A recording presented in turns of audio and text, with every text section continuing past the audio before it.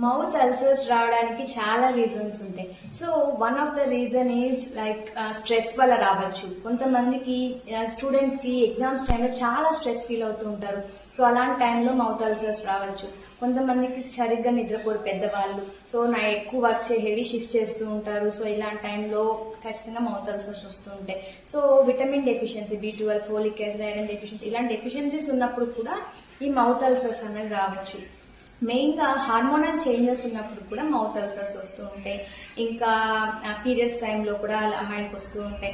So చాలా కారణాలు ఉంటాయి మౌత్ అల్సర్స్ రావడానికి. సో ఇది పెద్ద డేంజరస్ అయితే కాదు, కానీ కొద్దిగా ఇన్కన్వీనియన్స్, మన వర్క్ని కొద్దిగా డిస్టర్బ్ చేస్తుంది అనమాట.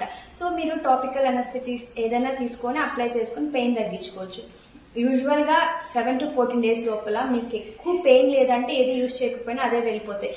కొంతమందికి డెంటల్ ట్రీట్మెంట్స్ చేసిన తర్వాత కూడా మౌత్ అల్సర్స్ రావచ్చండి.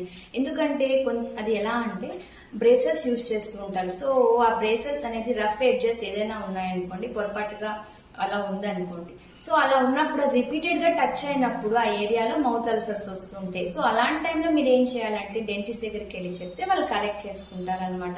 దాంతోపాటు ఈ ఫిల్లింగ్స్ చేసినప్పుడు ఎడ్జెస్ ఏవైనా షార్ప్గా ఉన్నాయి, ఇలా రిపీటెడ్గా టచ్ అవుతోంది చీక్కి, ఇలా ఉన్నప్పుడు కూడా మీకు మౌత్ అల్సర్స్ వచ్చే అవకాశం ఉంటుంది. సో ఇలాంటి ప్రాబ్లమ్స్ మీకు ఎదురైతే ఖచ్చితంగా డెంటిస్ట్కి వెళ్ళి చెప్పండి. కన్ఫామ్గా ప్రాబ్లం అనేది సాల్వ్ అయిపోతుంది. తర్వాత మీలో వచ్చే ప్రాబ్లం ఏంటంటే కొంతమందికి చీక్ బైట్ అంటారు, అంటే ఊరికనే బుగ్గ కొరుక్కుంటూ ఉంటారు అనమాట.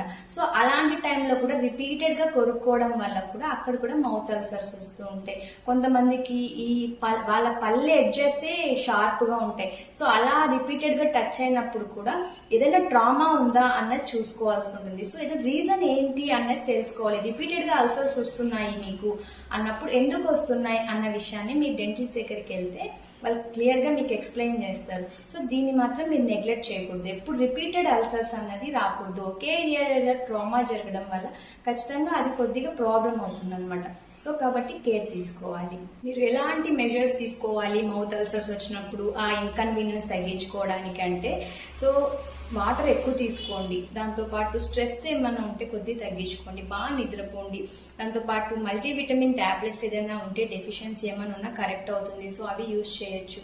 తర్వాత మంచిగా ఫ్రూట్స్, వెజిటేబుల్స్ ఇలాంటివి బాగా తీసుకోండి. అసిడిక్ ఫుడ్స్ కొద్దిగా తగ్గించుకోండి. ఆరెంజెస్ ఇలాంటివి తగ్గించుకుంటే కొద్దిగా ఇన్కన్వీనియన్స్ తగ్గుతుంది అనమాట. పులుపు ఎక్కువ తగిలినప్పుడు ఆ ఏరియాలో చాలా పెయిన్ వస్తుంది. సో ఆ పెయిన్ కాజ్ చేసేవి వాటిని తగ్గించుకుంటే మీకు కొద్ది కన్వీనియన్స్ ఉంటుంది. ఆల్మోస్ట్ 7 daysలో తగ్గిపోతాయి ఎటువంటి అల్సర్స్ అయినా. ఇంకా కొద్ది మందిలో తగ్గలేదు అన్నప్పుడు ఖచ్చితంగా డెంటిస్ట్ని సంప్రదించండి. Thank you.